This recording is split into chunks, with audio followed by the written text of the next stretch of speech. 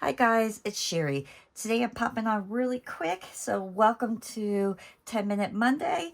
And we're going to be making a really cute pair of earrings using our peace sign cutter. This is a nice, simple, easy project that you could do for all different types of events. So I have my leaf here. This is just regular metal leaf. I'm going to lay it down on here. Kind of smooth that out.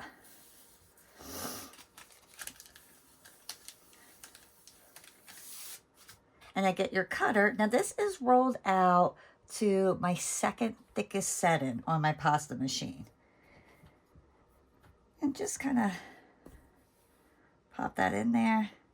And I like to give it like a little wiggle, you know, kind of push it back and forth to help loosen it. But once again, I did not go all the way through.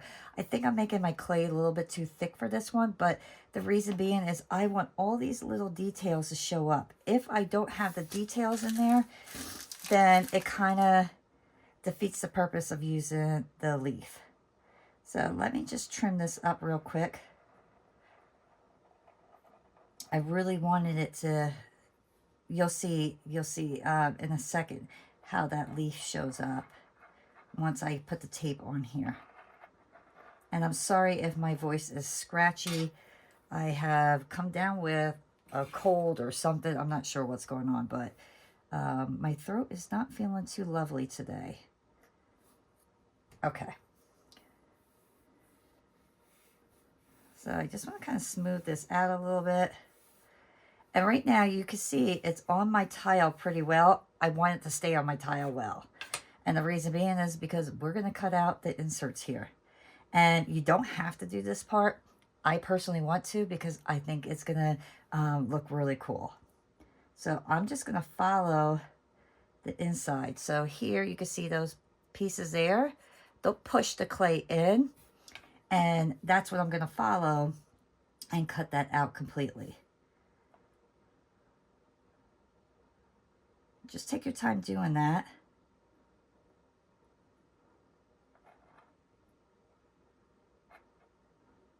There we go. Pull that up.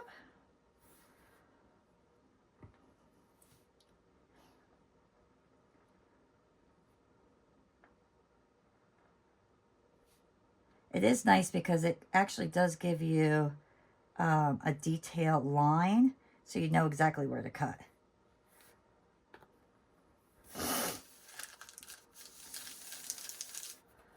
When I do that, I'm not really pressing too hard down because I don't want to mush my clay, but I'm pressing enough just to make sure that my edges are rounded off still. Okay. Let me just kind of do the edges here as well.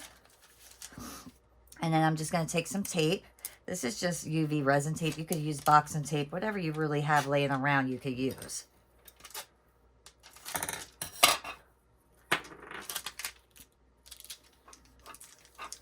And just lay your tape right on top of that.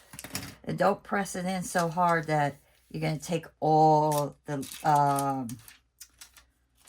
paper off. So here, like you can see, I kind of mushed it in a little too much. So I'm missing some of my green leaf there. So what I'm going to have to do is take some of my green leaf and kind of put it back over there.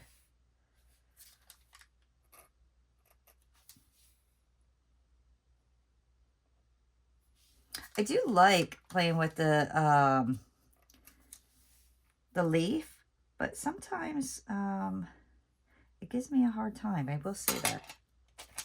So let me see if I could pop that up without taking it all off. I'm going to add just a little bit more right there.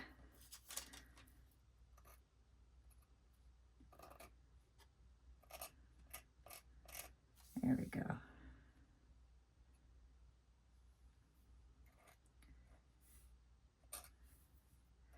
There, come on.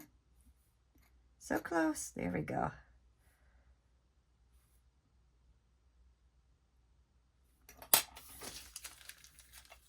There we go. Okay, so I'm pretty happy with that. And you could use any color. I just chose green because that's the girl's favorite color.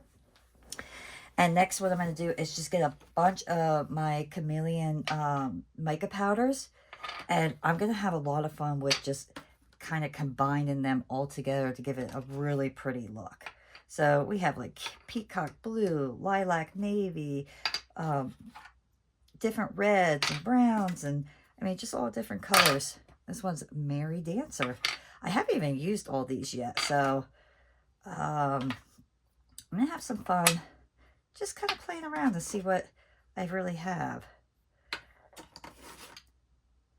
Oh, I like that one, the Forest King. That looks really pretty.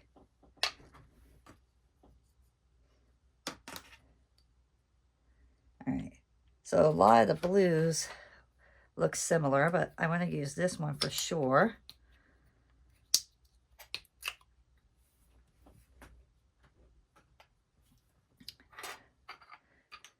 Let's see, peacock blue.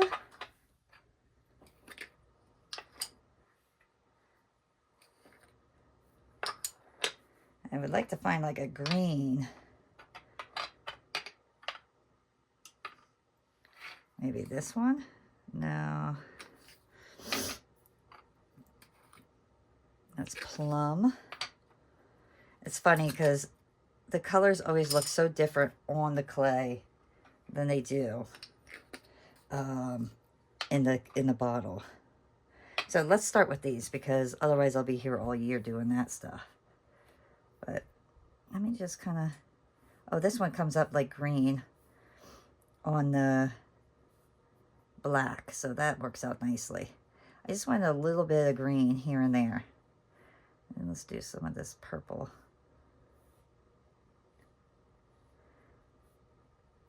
You can see I'm just adding a little here and a little there, and then I'm going to blend it all together afterwards. All right, now let's just kind of blend that all together. And I'm going to make sure I'm getting inside and on the outside as well. I like everything to be coated if possible.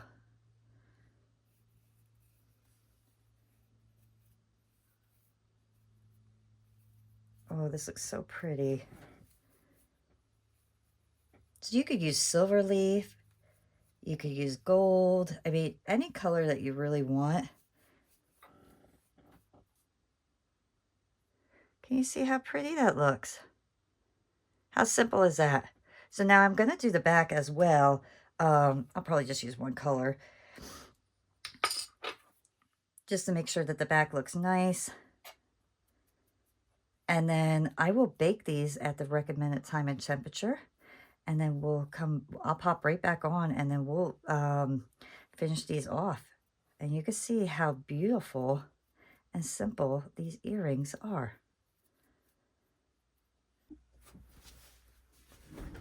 My pieces are out of the oven, they're cooled off. I went ahead and did one because this is really a quick, simple thing. Basically, you're just going to get a jump ring and whatever finding you want. I'm going to use one of these ball findings. They're simple and easy. So basically, all you do, if you have never done this before, is open it up,